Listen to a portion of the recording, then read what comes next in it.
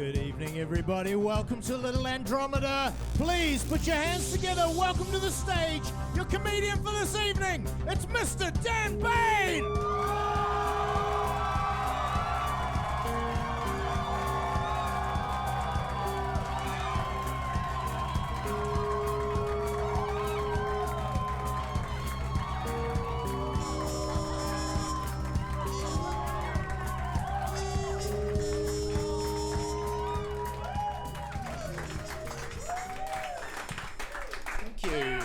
Thank you very much. Thank you for coming along.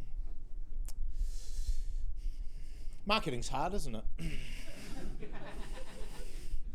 I mean, there's a good number of you in here, and that's great. I'm pleased about that, but there are spare seats. There's a lot of you in here, which is great, but I did spend about $1,000 getting you all in here.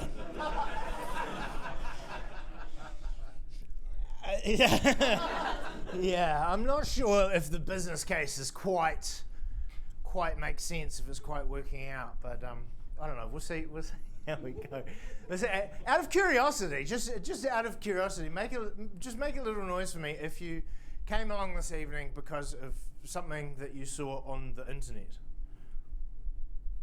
Right.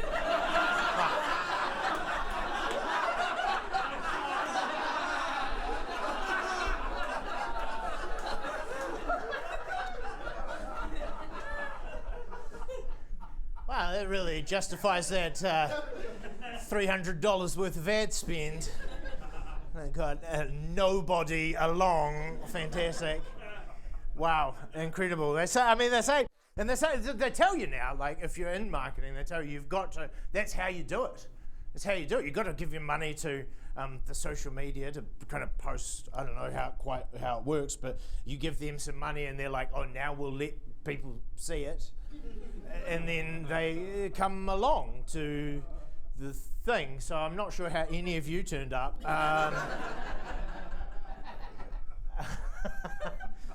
That's one way of doing it. Or the other way that they encourage you to do it is you find you find an influencer. You get an influencer. You find someone who's got like just heaps of followers.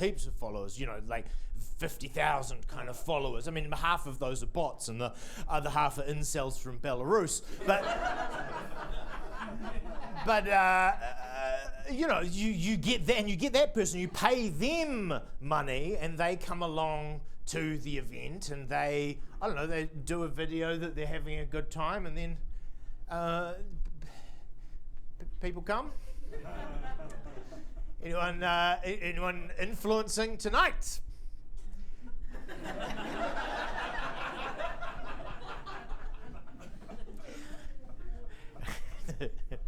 No, the influencers aren't my audience. My audience is Dan. We're under the influence. Yeah, fucking there you all are. This is the interactivity we're into. Glug glug. Amazing, yeah. And it seems like they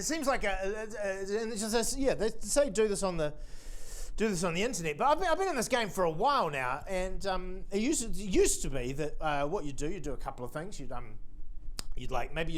put an ad in the newspaper. So the newspaper is like the internet, but it's on a piece of paper. It's a newspaper. It's just like the internet, but it's physical, and you have to be more subtle with your lies. You do that, or you get a poster. You'd make a poster of the show. You put a poster on the wall. A wall is like the internet. Wall is like the internet, but less portable. Less pornography, depending on the wall.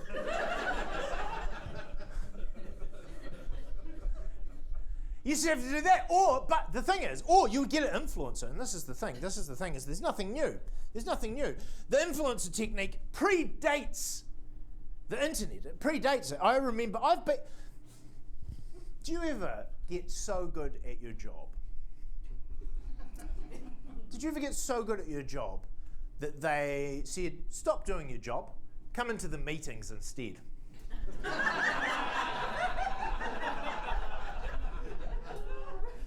What a fucking punishment that is. Day one, you're like, oh yeah, I'm in the meetings. In the meetings, yeah, this is where the decisions get made. Time to really action some change. No. Day two, you're like, fuck, I gotta kill myself. That's the experience of going to the meetings. No. So anyway, I one time got I kind of found myself in a situation where I was in the meetings. And friends, in some of these meetings, people looked at each other in the eyes, and without laughing, 100% seriously, they said, this is the technique that we're going to use to market this show.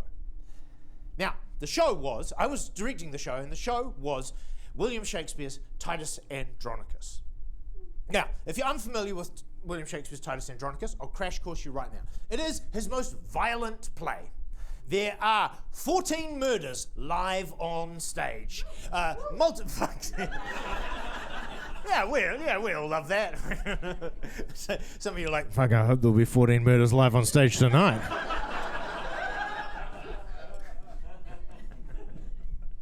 That's only if you decide to interact.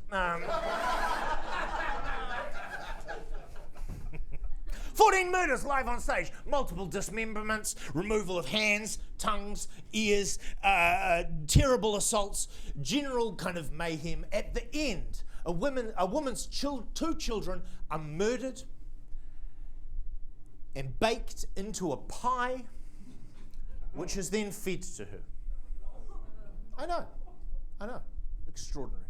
Extraordinary. And I sat in that meeting, and they said, here's how we're going to market this show. Opening night, we are going to invite 100 taxi drivers, hotel concierges, and hairdressers to come along to the show. Why? Oh, they've got chatty jobs. Those are people with chatty jobs. So they'll come to the show, they'll have a great time, they'll go out into the world, they'll chat to lots of people, and they'll just tell them a little bit about the show, because they've got chatty jobs. Predates the internet. It predates it. It's influencer culture without the internet as the medium. Now, it doesn't work. But I was always quite excited to imagine in my mind how a hairdresser was just casually dropping the details of Titus Andronicus into everyday conversation with customers. So, but this isn't the show, by the way. This is just a preamble where I do a marketing survey to... But before we begin the show, I would like to, if it's all right, I would like to perform a short play that I have written myself for you, entitled Local Hairdresser Attempts to Casually Drop William Shakespeare's Titus Andronicus into Everyday Conversation.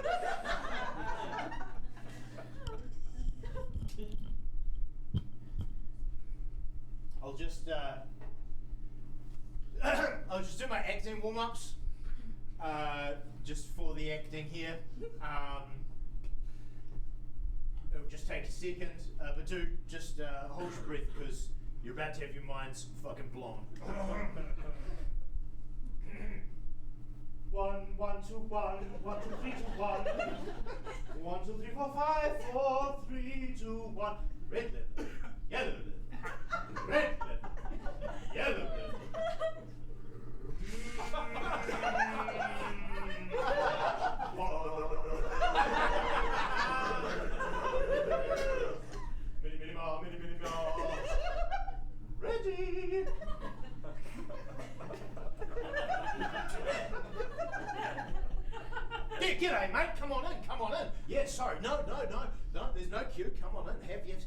yourself a seat. Sit on down.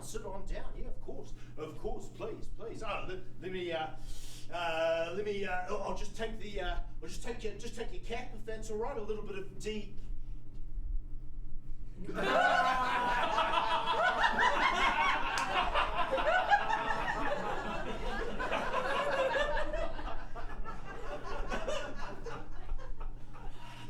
Oh, right. So, what are we doing? What are we doing today? Short back and sides, just a little off the top. No. Sorry. That wasn't it. Don't mean to be weird. So, how's your day been? Yeah. Good. Yeah. Okay. Wonderful. You had lunch yet?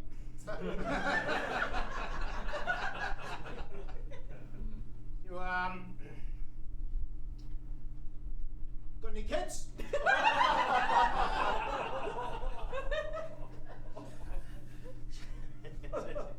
Sorry, I just checking that these were quite sharp, because they need to be quite sharp just to cut your hair. Or better be careful with them. I wouldn't want to cut your tongue off accidentally, because then I'd have to cut your hands off as well, so you couldn't write down what anyone had said. Hey, where are you going? Come back! Get out of there! That's fucking weird! Taxi! Taxi!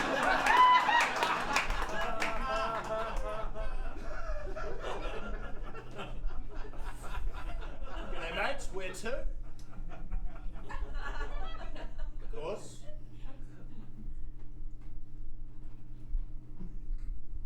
Do you ever think 13 murders aren't enough?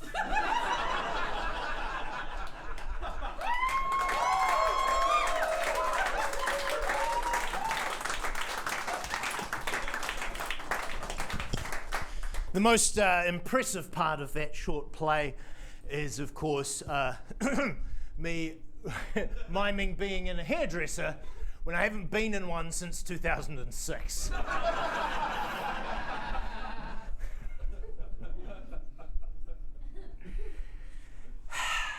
I fucking hate being a comedian. I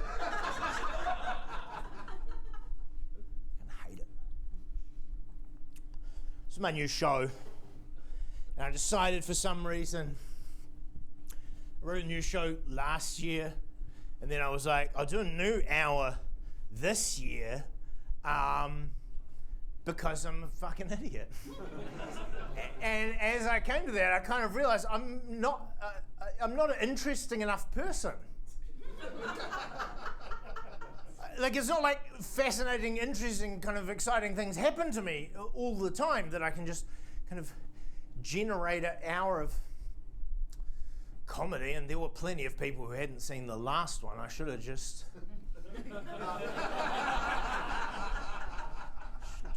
done the. And the thing is, with being a comedian, right, is that, like, you can only do. I wish I was a musician. If I was a musician, you can just do the old stuff all the time. If you're a comedian and you go out and just do the same jokes every time, people are like, I've heard those jokes, I want to go see them again. You're a musician, it's the opposite situation. You go out and people are like, oh, how many times have you heard your friends? Oh, they only played the new stuff. I wish they played their old stuff. You can't do that as a comedian. Come out and do the old jokes. And when people ask you, like, it'd be so much better, wouldn't it? So much better when people ask you, what do you do for a living? To be, oh yeah, I'm a musician. People say to you, oh, what do you do for a living? And then you're like, I'm a comedian. They're like, no, you're not.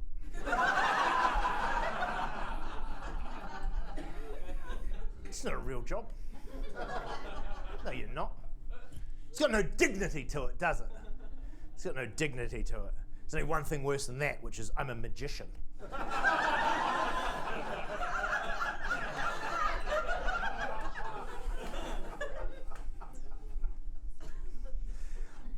I had one of the saddest thoughts in my life. I don't know, a while ago now, But I exited a relationship that had lasted for a long time, and that I thought was going to last a lot longer. It fucking didn't. And I had, like, literally one of the saddest thoughts I think I've ever had in my life. And you're probably thinking it's like, oh, Dan, isn't it? Like was the thought, oh gosh, sometimes you think you're someone's forever person, and then you discover that you're not. No, it wasn't that. Or sometimes you're like, or maybe it's like, oh wow, maybe I am genuinely just unlikable. No, it wasn't that either. It was, I should get back into magic.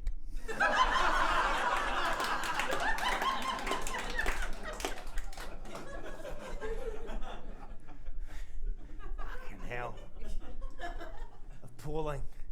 Appalling. But there was a point in my life, right, where I was like, what are you going to do, Dan? Are you going to follow a comedian? I had a little bit of talent in comedian, I had a little bit of talent in musician, but in front of comedian, I could see immediately within grasp how to make $20.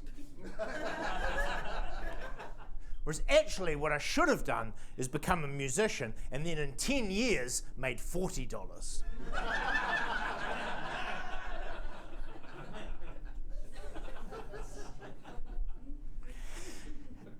But like, there's exciting things that you can, but like comedians run out of things to say, but musicians run out of things to say as well.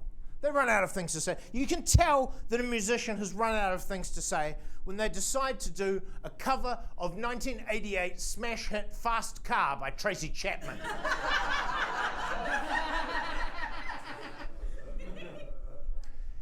How obvious is it that you've run out of ideas? What are you going to do a cover? The only thing that can happen when you do a cover of 1988 smash hit Fast Car by Tracy Chapman, the only thing that can happen is you ruin it.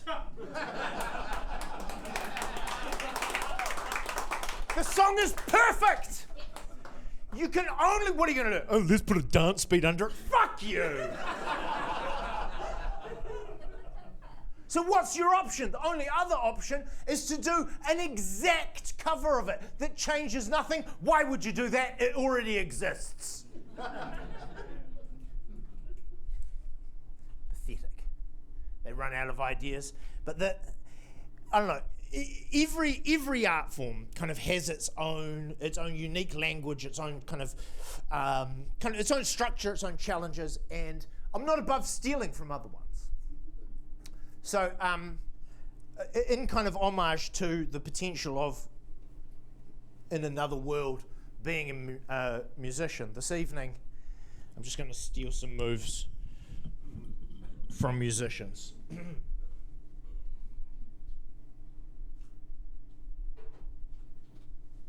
All right. Good evening, everybody. So great of you all to be here tonight.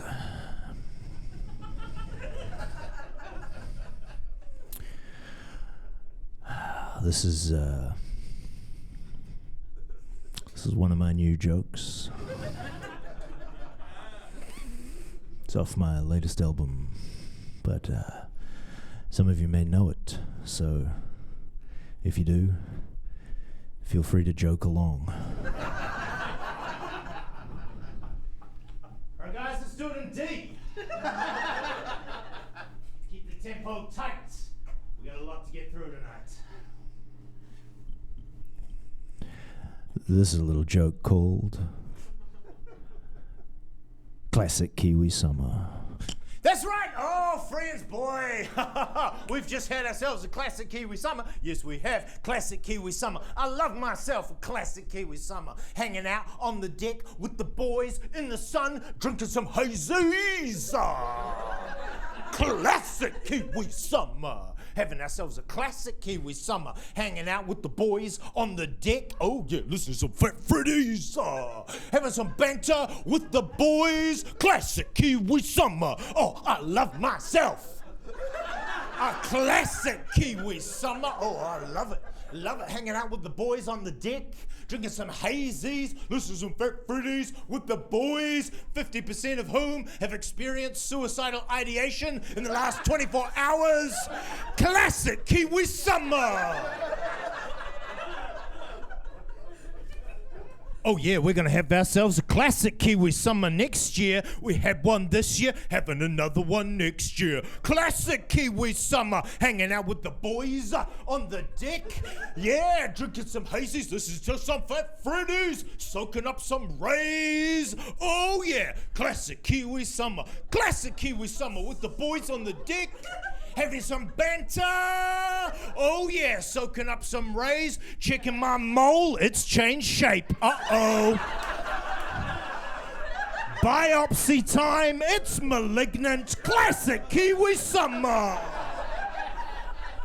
Oh yeah. Oh, we're gonna have ourselves a classic Kiwi summer. It's gonna be a classic Kiwi summer. Oh yeah, when we're hanging out with the boys on the deck. Oh yeah, having some banter, drinking some hazy, soaking up some rays. Classic Kiwi summer. Listening to the kids in the neighborhood, running around playing. That kid's been screaming all day. Slap! Oh no, his undiagnosed schizophrenic mum just slapped him. Oranga tamariki uplift. Classic Kiwi summer. French onion dip.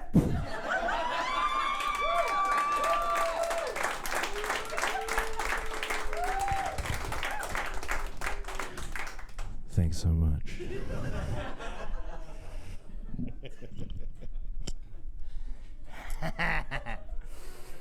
I'll steal anything. Steal it off anyone.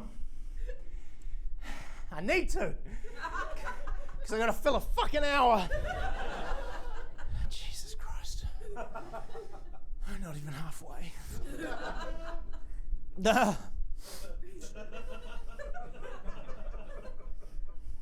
Curious times we live in, though, isn't it? Times they are a-changing. Oh, yeah. Lots of new things kind of happening in the culture. I quite like a lot of them. They're quite good. I don't know if you've noticed this real tendency for adults, grown-ups and adults like we are, adults, grown-ups, to, as an adult, as a grown-up, kind of get themselves a little bit of a diagnosis with ADHD. Love to get a little diagnosis with that, or adult autism. Oh yeah, or anxiety. I feel you pulling away.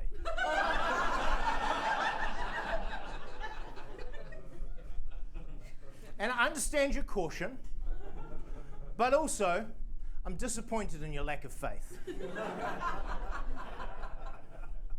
That's fine. That's fine. Come with me. Come along. Come along. And if that's for you, that's for a friend of yours, fantastic, great, amazing, amazing. Sometimes like to put a name on something kind of gives you a chance to kind of get a grip on it, get a sense of control, whatever around it. Amazing. If that's for you, amazing. Okay, not for me though. No, not interested. No. And I've been on your internet, friends. I've been on your internet. I've seen your lists. I've seen your lists of behaviours. I've seen them. And I've been me. And I remember my behaviours. And I've seen some correlation between the two lists. But I don't care. I'm not interested. It's not for me. It's not for me. Friends, I'm 43 years old. What am I going to do with a fucking diagnosis? Improve myself? I'm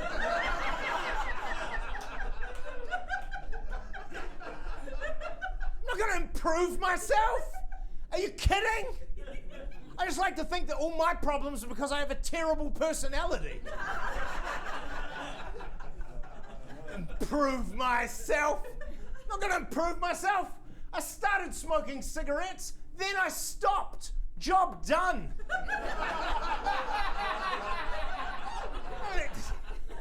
need to improve myself any further. Done. Throwing too much good money after bad now. Well, but yeah, as I said, if it's for you, that's fine. That's fine. It's fine. It's fine. It gives you some control.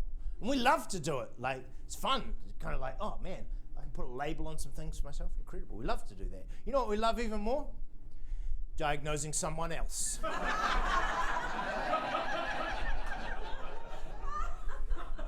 Oh, we fucking love to do that, don't we? Hey, you know, do you think maybe... Uh-huh. I know, right? I don't know, mate. We love it. Oh, we love it. And what if it, like, I don't know, if you...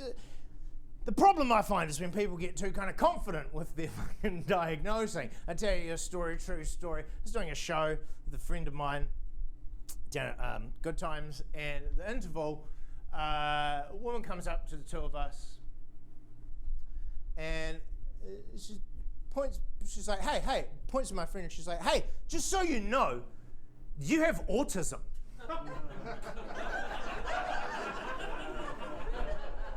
And I'm like, what the fuck? And she's like, oh, and you? You? Yeah. You've clearly got undiagnosed ADHD. And I'm like, what? I was so mad. And she's like, no, it's fine. I can say that. I've got both.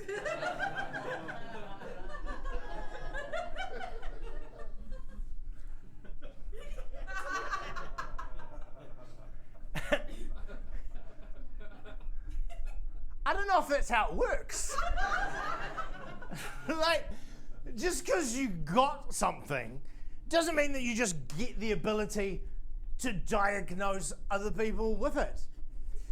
If you get cancer, you don't become an oncologist.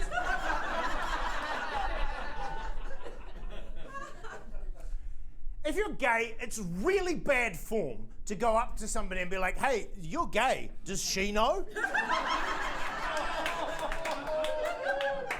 Like, it's bad form. I don't care if it gives you an insight. Like, if you've got an insight, great. That's fucking great. Keep it to yourself.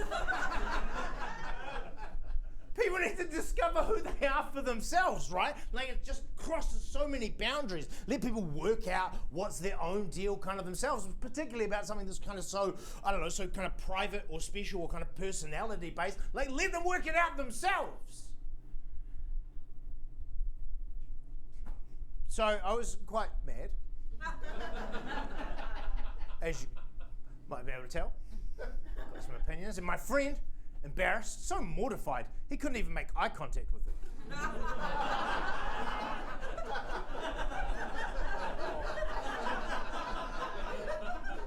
But I was mad. I was so mad, and I was like, it's opinion time. Stand by. But then the bar started playing a song I really liked.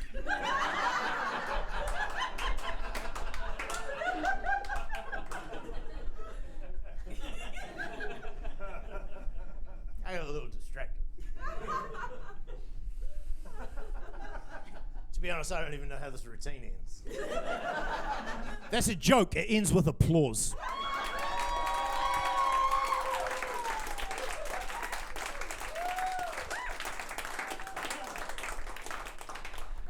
Dan, yeah. What? Do the audience interactive bit. No, fuck off. No, do it.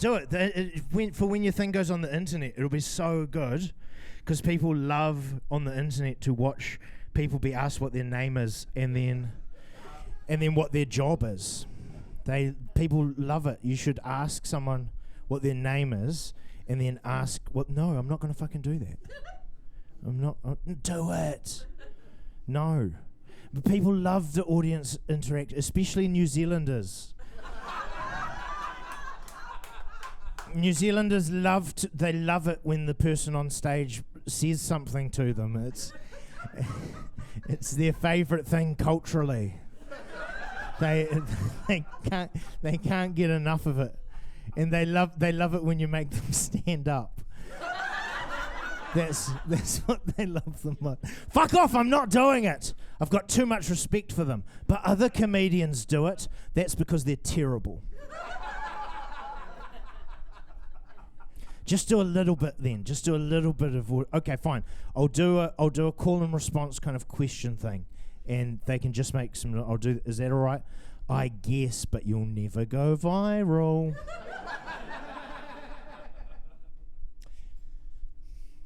Hey, here's a question for you. Make some noise if you're having a good time. Oh, damn. Follow-up question. Make some noise if you're drinking tonight. Pace yourself, Daniel. Great. Follow-up question. Make some noise if you love billionaires. Interesting. Follow-up question, Little Andromeda. Make some noise if you love guillotines. I'm so excited to hear that. Because otherwise the next 8 minutes would be unbearable.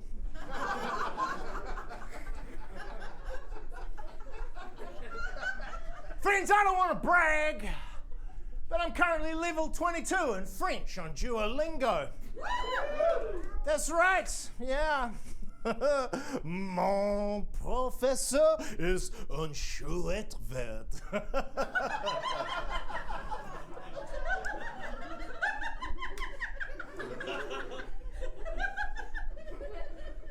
And if there's anything I've learned from level 21 on Duolingo French, it's that the only way to solve problems is with a guillotine. I think that's how we're going to solve this billionaire problem, friends. It's not a new idea, but it is a successful one. Here's how it works. It's quite simple. When guillotine summer rolls around, that's straight after classic Kiwi summer. It's kind of a late summer feel because of climate change, because we're all going to die, so may as well. Anyway, that was a sad joke, that one.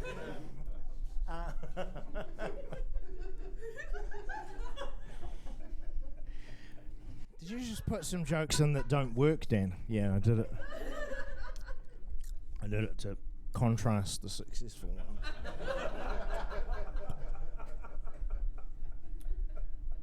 Here's how it's going to work. There are currently approximately 2,480, about that kind of number of people in the world who are billionaires, okay? And when guillotine summer begins, we are going to guillotine all of them. All of them. That's the way it has to be, because otherwise it's unfair. Now, some of them we will be, and to be fair, of that 2,680, was it something like that, of that number, between us, if we all kind of broke off into small groups with whiteboards and pens, we could maybe get 30 that we could kind of know, okay? So when we do this mass murder, which I am inciting right now, when we as a group, if you would like more details, do sign up for my email list.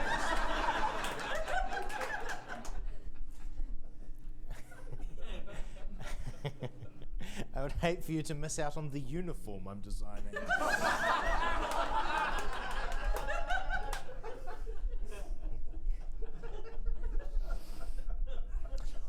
When we guillotine all of these people, we'll only really recognise that about maybe 30 of them have been removed from the world. The rest of them, we're not going to miss them. We're not going to miss them. The only thing that you will miss is the undue pressure that they exert on your democratic processes. That's all you're going to miss. That's all you miss. It's all you miss, but we do have to do them all. That's the rules. That's the rules. Now, some of them we're going to be very excited about guillotining. That's easy and fun. When when it's time to guillotine Mark Zuckerberg, we're all going to be very excited. But yeah, because not only did Mark kind of create a surveillance state via the internet that kind of observes and categorizes each and every one of us, but also he gives me creepy robot vibes. Like, you know, in like a film where there are robots in the film and the robots have like a function or something, and one of the robots goes bad and like kills 100 people, and then they're like captured by the detective who is handsome, and they're interrogating them, and like the detective is mad but also handsome, and he's like, "Why did you do it? You were made to help us." And then the robot kind of just goes, "I don't understand. I just wanted to help. The only difference between an alive human and a dead human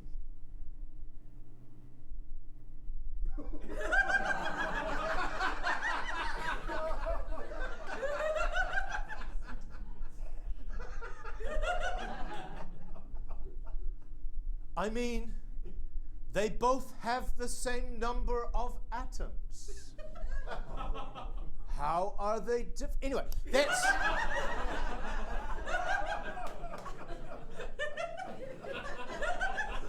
that energy. Straight to the blade.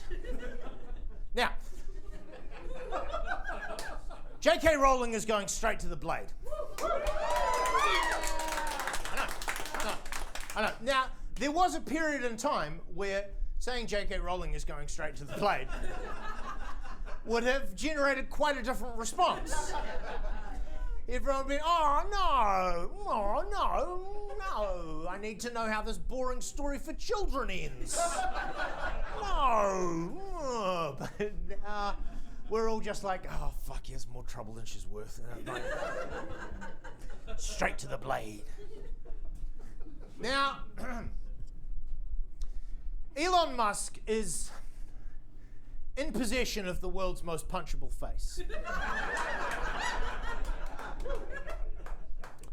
However, there is a certain kind of subsection of society that when you mention that Elon Musk should go straight to the blade, they really protest this. They're not into that. They're not interested in that because the guillotine is a humane way of killing someone.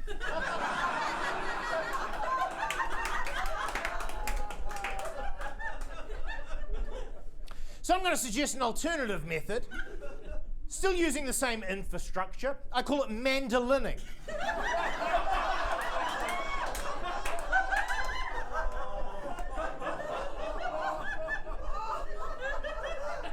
Just take tiny slices. Tiny. You got to be very careful of your thumbs when you're mandolining. Otherwise, they're going to end up in the Tupperware. It just goes hair, fake hair plugs, scalp, skin, misogyny, remnants of apartheid South Africa, stealing other people's idea, death straight to the blade. That's right. We'll be fine with those, but here's the thing. There are some people that are billionaires that we will be sad to lose. And they have to go as well. Otherwise, it's not fair. We've got to do them all, okay? Jerry Seinfeld, straight to the blade. Yeah, some people don't like him, and that's understandable because he's kind of a creep. But at the same time, you have to go, fuck, oh my God, what an extraordinary contribution to the art form of stand-up, and kind of like, there's kind of a clinch there, right? But he has to go. Oh, to guillotines. What's the deal with guillotines? Well, the deal with guillotines, Jerry, is that whether it's a human body or whether it's society, they just take a little off the top.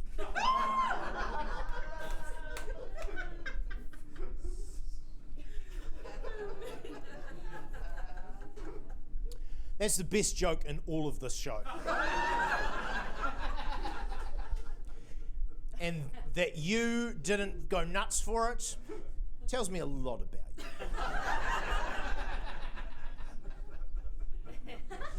Arnold Schwarzenegger, straight to the blade. Disappointment. Arnold Schwarzenegger is one of my absolute favourites. Incredible. But nonetheless, get to the chopper.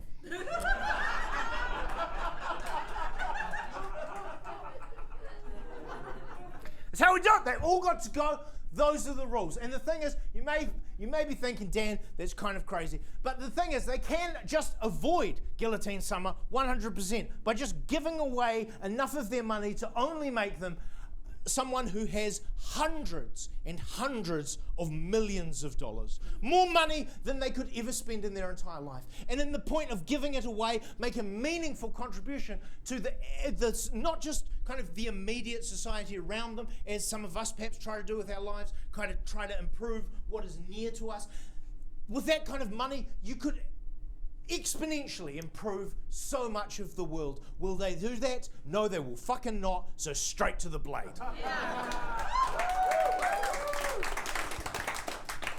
Or there is another option, which I like to call Kanye Westing. Kanye was a billionaire. He also, and some people will contest this, but he is also a genius. He is. He says it all the time. And I think he might be. Because clearly Kanye was like, oh shit, guillotine summer's coming. Better tank my career.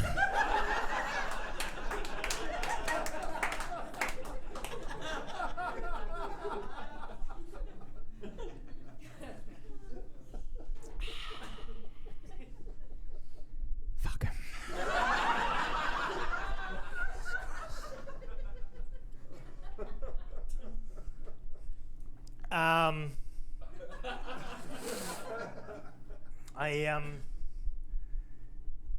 It's interesting, when I was a kid, so much of the things that I kind of liked and that I enjoyed and that I loved were the things that I got like just bullied for quite kind of ferociously. And it's really interesting to see that in kind of the times we live in now, as the culture has kind of shifted and things have changed, the things I used to like at that time that got me all that grief have kind of become centered in the culture. Yeah, I'm talking about things like superheroes, Dungeons and Dragons, reading, pronouncing words correctly.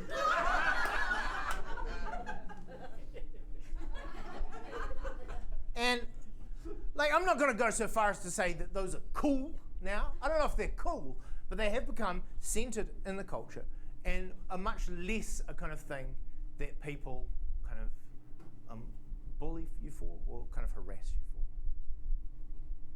And you'd think I'd be happy.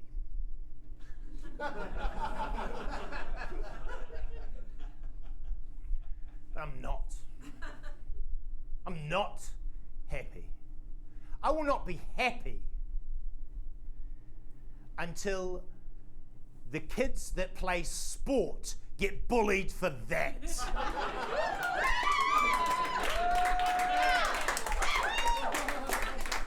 Then, and only then will I be happy. Oh my God, Jamie catches a ball with his body. Let's go write a poem about him.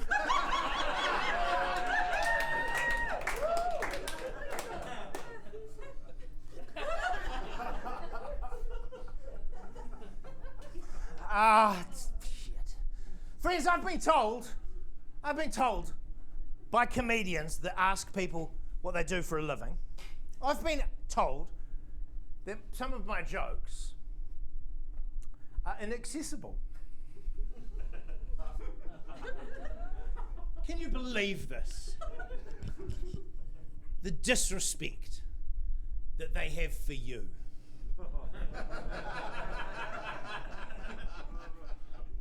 I can't believe that's an implication that you're not smart enough. Appalling.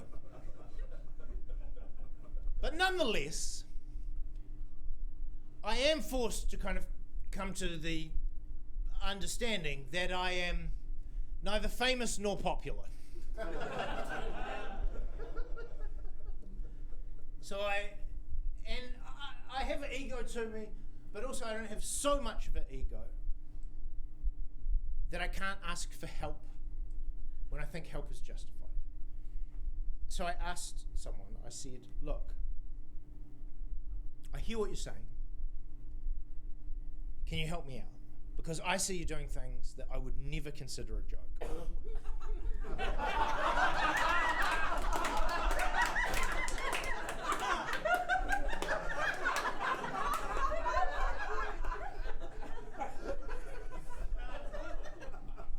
And people love it. Help me out. And they said, Dan, I got a really easy answer for you. You just got to be more obvious. Be more obvious with your jokes. And I'm like, okay, you're actually going to have to help me out. What do you mean by that? And they said, Dan, just do a joke about how you're bald and you wish you had hair.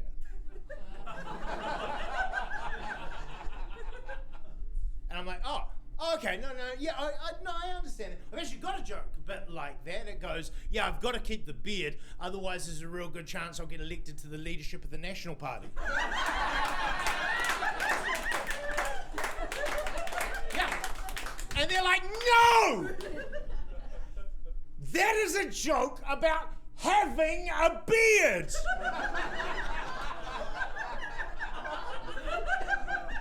You need to do a joke about how you are bald and you wish you had hair and everyone will get to laugh at you. I'm like, oh, okay, I'll see what I can do. Friends, I'm super excited this evening to begin a new direction in my comedy career. Now, I don't know about you, but I certainly believe that the language that we use is so important to kind of defining the reality in the world that we live in. So I hope you will excuse me, but because this is such a kind of precision piece of comedy, I have just written it on this piece of paper. And so I just hope you will, I've won enough grace from you to allow me this mild crutch as we head into this next phase of popularity. Here we go.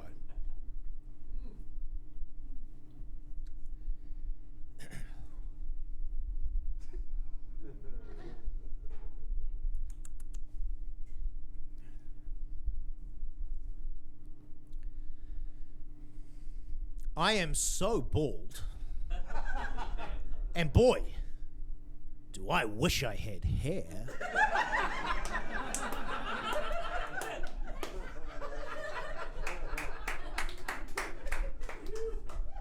Holy shit, it's working.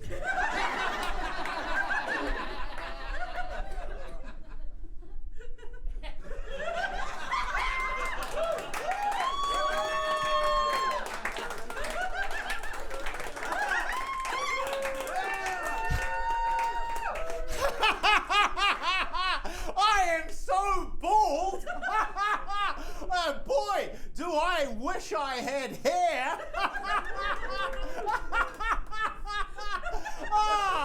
It's not even as if my body has forgotten how to grow hair.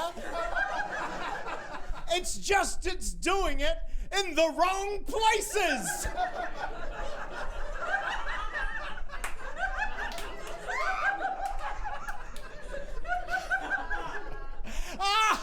My hair is so out of control.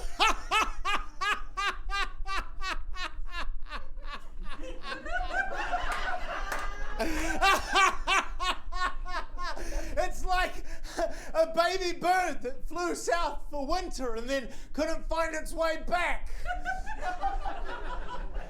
My hair is so out of control. It's like the middle class. It's abandoning the central city and heading for the suburbs.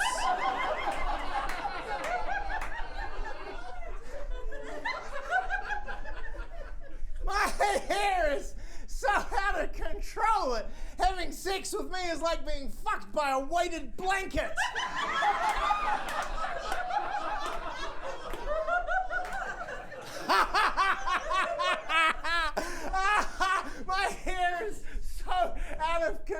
it's like your mum. Ignoring my intellect and clustering around my dick.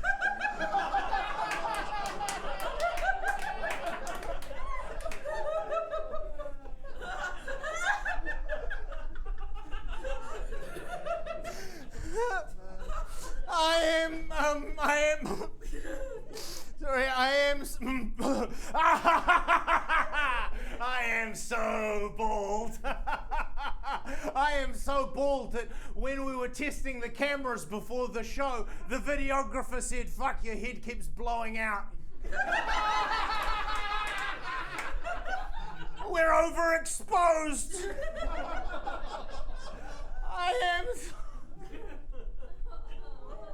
I am so bald that when I stand next to Prime Minister Christopher Luxon and the two of us hold a small piece of lace that covers both of our noses and mouths, people go, "Ah, yes, the cleavage."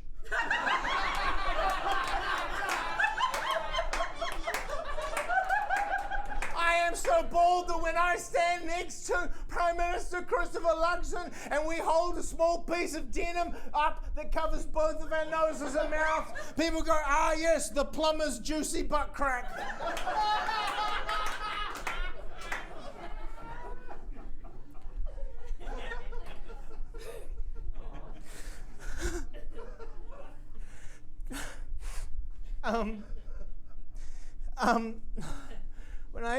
When I started stand-up comedy, people said that the best thing that you had to do was you had to develop your own unique voice, and then success would follow. I think I developed the wrong voice.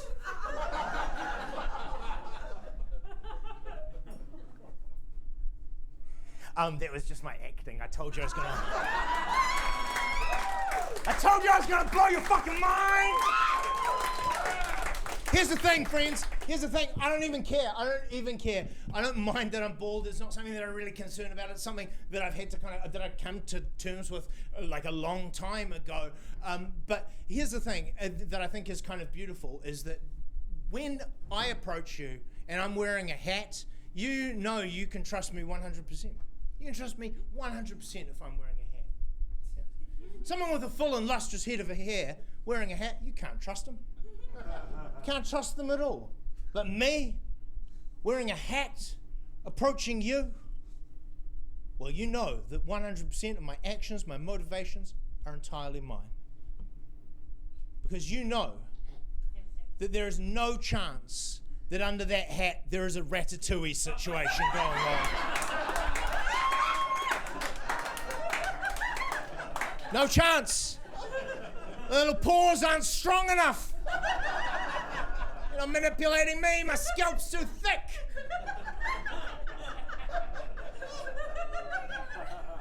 Some people have told me, Dan, that I am so bald routine is very accessible. But then at the end, you add a bit about ratatouille on.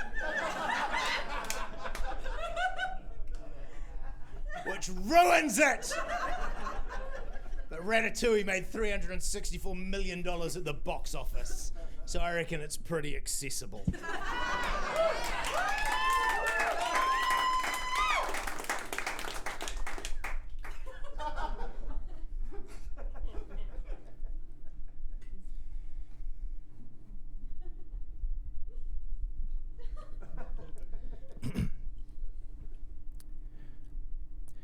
You got a fast car.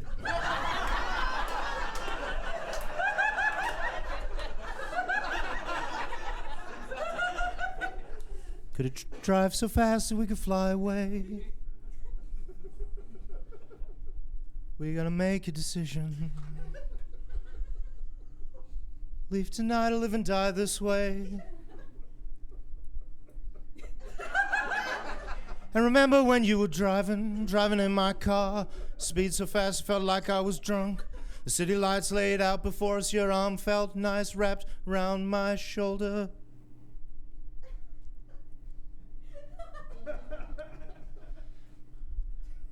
And I Had a feeling that I belonged. I had a feeling I could be someone. Do do do do. Do do do do do do do.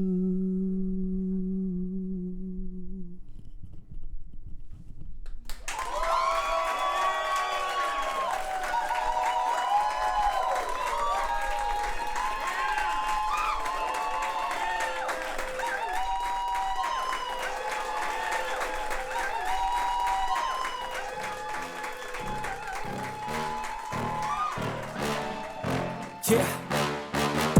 Please tell me that I can't, that I won't, that I fail, that I'll never make it out, yeah. Please tell me all the bad, never good, fill my head full of every single doubt, yeah. Please say any negative thoughts, I pop off when I hear people say I cannot. I get off to the thought of proving everyone wrong, I won't stop to the top, so you better back off and get lost. I'ma stay loud, stay proud, never running out, never heading south. I'll be spreading out, call it word of mouth, can't put me down, I'll be getting loud. You can have your doubts, not what I'm about, have your fucking cloud, it be raining now, I keep making sound, go another round, bitch I'm legend bound, can't stop me now.